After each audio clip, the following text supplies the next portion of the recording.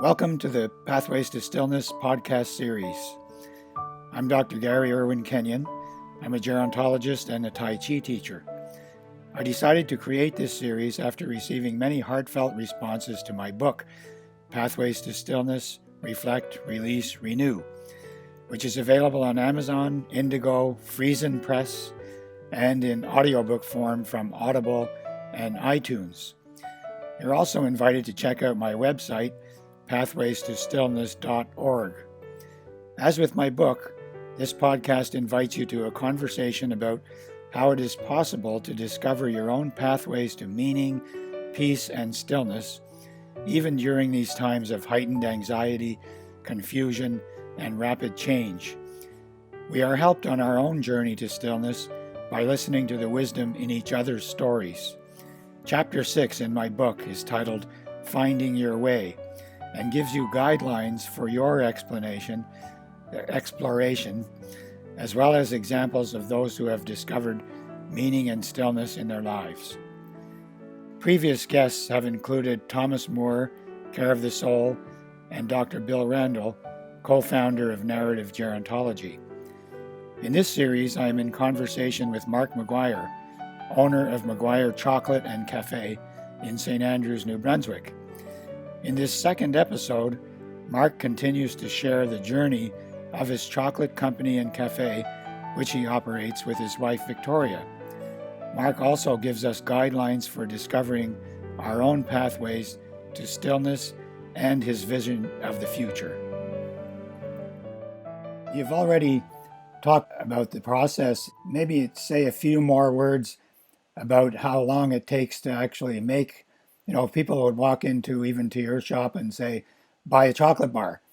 And they may not have a sense of exactly what's involved in having it come from a cacao bean to a chocolate bar. And that's the part that, that's very unique in our area, right? You mentioned that in our area we have a large chocolate company called Ganong's. And you were saying that they used to make their own chocolate, but they don't anymore. So it has to be quite unique what you're doing in this region. And anyway, as a specific thing, I think you were saying it takes days to actually go from the bean to producing a chocolate bar. Is that correct? Yeah, quite a bit of time. And I'll even back it up a little bit to talk about the full journey of how that cacao comes in to be a chocolate bar. So it's a tropical fruit. It's growing within 20 degrees north or south of the equator, so really hot areas. It likes places where there's not a lot of seasons, just kind of rainy seasons and sun. And it's a very fragile plant. It's not a commercial crop. You can't plant it in rows. It depends on the biodiversity around it to thrive. So it's growing in most cases just wild in the jungle is its natural element, but it can grow in quite a few different mountain range settings and even some coastal areas. But it is a fruit which is sweet and citrusy. And so when you open up the pod, there's this white kind of pulp that is just delicious. And then the pulp is surrounding the seeds, and the seeds naturally has a bitterness to it. And so the magic of cacao is that the number one flavor influencer to chocolate is the fermentation process. And so the fermentation, it has to happen within 2 days of being cut from the tree. And so you take all of the seeds, you put them together in a big wooden box, and you cover the box, and the natural heat from the sun and the natural yeast from the air ferments the cacao, and then it eats away the sugar in the pulp, and it's an alcoholic process. It starts to go kind of vinegary, and so what's happening is the flavor of that pulp is going into the seed, and so the seed goes from being bright purple to more brown as it's fermented. And so not all cacao gets fermented because of the logistical challenges. It takes knowledge, it takes capital and infrastructure to have the boxes, to know what to do to ferment them. It's just not something that's accessible and available for the most of the world's cacao production. Only about 5% of the global output of cacao ever gets fermented. More likely what's happening is the pulp drips off of the seeds on banana leaves that are laid out on the jungle floors, and then you just are left with that seed. And then that seed, when it eventually goes into chocolate, it lacks flavor depth. And so what the whole craft chocolate industry is about transparency in your supply chain, knowing where your cacao beans are coming from, and in doing that, you know that there's an accountability for quality, that fermentation is being done and that it's being done well. And so the industry, especially over the last 20 years, as the demand for high quality chocolate has gone way up, you're getting an education flowing back down towards the farmers, and you're seeing cooperatives come up where they centralize the fermentation, so it's not up to each individual farmer to ferment their beans. They coordinate with the central fermentation facility, the pickup, and because it has to be done within 2 days of it being cut from the tree, it can be quite a challenge. The fermentation facility that we work with in Tanzania, they buy cacao from 3,000 different farmers. 3,000 different farmers do they communicate when they're going to be, where they're going to be. It's all staged throughout the year of like, okay, we're going to do this area, we're going to be in this spot. It's all off the grid, and there's no access to roads. It's often a lot of it's just go cut the pod down with a machete and carry the pods into a sack that you can carry, and then walk up and down hilly terrain until you get to that meeting place. And then the cacao journeys to the fermentation facility where it's fermented and dried and then shipped off. And so when we get the cacao, every bag that we open is exciting. Even if it's the same fermentation facility or the same farm, every crop, every harvest is different. There's a million different factors that go into it all. So the very first thing that we do is we assess the beans. If you cut the bean open, you can look at the color of it, and if it's more purplish, it'll be more fermented on the lighter side, and if it's all brown and no purple at all, it's more of a darker set ferment. And also the consistency of the color will tell you how it's being turned, and there's all of these different things that will impact how we roast it. The biggest thing is we taste it. We just taste it raw, and you try to pick out what flavor notes you think could develop in the chocolate, and then you try to work with each cacao bean has its own profile. We roast them, and so we're just always taking notes on our roast. After it comes out, you taste it. What did it taste like when it had the ending temperature at this versus this, and the different profiles to get to that end temperature. So roasting is one of the bigger things that we do. It's for us the largest determinant of flavor. You've got your fermentations, number one, and then the genetics of the bean, the roast, and the grind. Those are your four major impacts to the flavor of your chocolate. And so roasting is something that's very methodical, very sort of, and we've got data on every bean that we've ever worked with going all the way back to the beginning. So anytime we're looking at purchasing decisions, we can look back at what each bean did through the seasons, and how it was processed, and the different sort of metrics off of that. So after we've roasted the beans, they've got to be shelled. And so that is, you could hand peel them. That's how I did it at first. When I was buying equipment in the beginning, I said, oh, now I'll get a roaster and a grinder, but I'll just hand peel the beans. That's how I've always done it. And so when I went to go do an 8-pound batch of chocolate and I was peeling them, it took me 13 hours. And so it was not feasible, which is why Yeah, just stop the production and build a winnower. And what a winnower is it's a design that's borrowed from the bird seeding industry, where you smash the beans and the shells are lighter than the nibs, so then you apply airflow. We've built four different winnowers throughout the years, and we're on our fourth iteration of it. But essentially, they're all the same basic concept. You use airflow to suck out the lighter shells, leaving behind the heavier nibs. So once you have the nibs, then you can grind. And so it's the grinding that like for us, lots happens during the grind. So one, it's a tough nut, the tough seed. It's hard to get that into a smooth chocolate. And so it'll take I've got three machines going right now. I'm on day 8 for one, day 6 for another, and the other I just got on 2 days ago.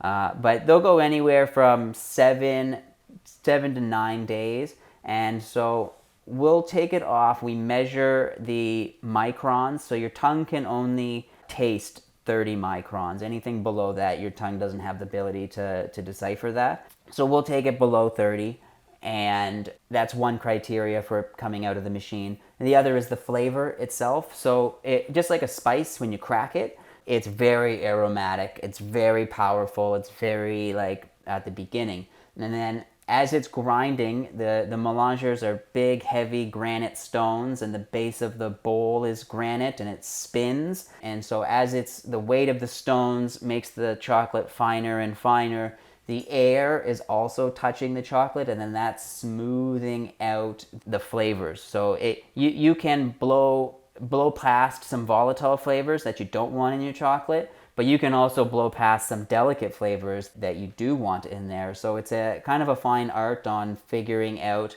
what you want to do with each bean and how much you want to aerate it. How much heat do you want to apply at it during this process? We've got heaters above the melangers so that we can have a little bit extra element of control in the grind. And this is also where you add your additional ingredients. So it's where cacao and cane sugar come together to be one. And so if it's milk chocolate, you use a dried milk powder or whatever ingredient you're using. It all goes into the melanger, and it all becomes one smooth chocolate eventually over about the course of a week. It's, I mean, it's really, it's wonderful to hear this. You know, and you would say this is not your regular job, right? That you go to work for 8 hours and punch the clock, and you know, this is it's really an art form, a craft, and you have to have passion. You have to have a lot of passion for what you're doing. When I was speaking before about your pathway or your journey, I did forget to mention the a very important part of that, and that is that your journey went on where you met Victoria, and now you have a wonderful family with two young children, and so I don't want to forget that. That's a very important part of the journey too. I think based on what you're saying and why I wanted to interview you, in my language, I try to use your cafe as a barista stillness refuge because of what you do there with the setting that you provide. It's calm. People feel restful. They know they're, whenever someone comes and tastes your ice cream or your bread or your chocolate or your coffee, they are all really pleased. In fact, I had a friend from Fredericton in this morning, and we went over. He didn't know about your place, and we sat outside and had some toast and coffee, and then he bought some chocolate, and he said, "Oh wow, man! I didn't know there was anything like this in St. Andrews." So very unique and a wonderful story. I wonder if you would have any words for those who might come up behind you. You know, those who are, say, I don't know, looking for what they would like to do, or how they might how they might get on the kind of journey that you've just had. Do you have any reflections on that? Yeah, I think you really kind of hit the nail on the head earlier when you talked about being open. it's just sometimes too easy to throw up the blinders and say, this is what I want and I'm going to go get it. And when you do that, you're sometimes missing some of the opportunities that come right in front of right in front of you. I think that's a really important element. And I think another thing is to really own your time. Take accountability for your happiness. It's yours. You gotta really be careful with it. You don't want to wake up one day and realize that you've been living for someone else, or you want to just make sure that you're comfortable and happy with what you're doing every step along the way. Thank you. Very wise. One thing I like to ask our guests is, do you have a sense or a vision for the future, which could be a smaller or larger vision, like in terms of what you're doing? You know, we live in a world where there's mega corporations and they're trying to produce things at the cheapest possible way, just throw it all out there with a flashy marketing scheme. Do you have any sense of how you see that going as we go forth in the future? Yeah, it's something that we're always thinking about. We always try to kind of scenario plan 5 years into the future. And so we're right now kind of investing in ourselves and a little bit of training. We're taking a marketing course, kind of a 1 year sort of marketing camp. It's something that we've not ever really done before, and it's kind of nice to take some schooling just to brush up and on some of the elements that you can brush past. So it's been fun. Victoria and I are doing it together, and so it's one of those things we don't want to be advertising, but we want to be able to connect with our audience and understand what they want and how can we best fulfill it and improve what we're doing. So we're kind of taking a little bit of time to do that. We're also doing some technical training on some other things that we've got in the works that we'll hopefully see coming out in the next couple of years. But I would say, like, the very number one thing I see for the future is our boys. They're going to be 2 years old and 1 year old coming up in the next few months. So it's a really sort of precious time in their lives. Like, they're just so small and just so full of life, and we just try to spend as much time as we can with them and really sort of soak in this period of their life, because time only goes forward, and we're just never going to be able to pick them up the way that we can now, and it's fun. So right in the immediate term, we're just going to enjoy life with the kids, and from a long-term labor forecasting perspective, we're hoping to seamlessly integrate them into the factory as time goes on too.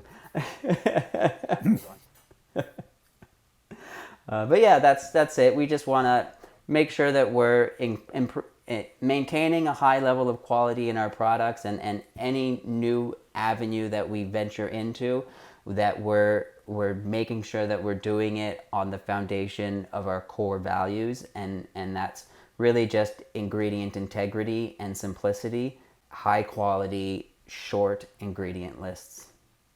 Yeah, so you're confident with there's kind of, as I mentioned, there's kind of the big chains that are out there doing things, and then there's the like in espresso cafes too, the fourth generation independent, smaller markets or smaller communities, but they seem to be doing increasingly well as people experiment, and that good coffee, for example, gets shared.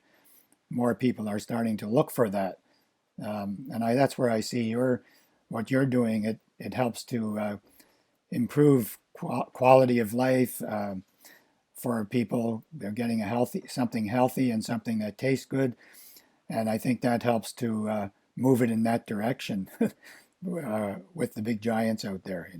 For sure. Yeah, you have to know your market and not try to compete in their playing field, we're never going to compete on cost. You just won't.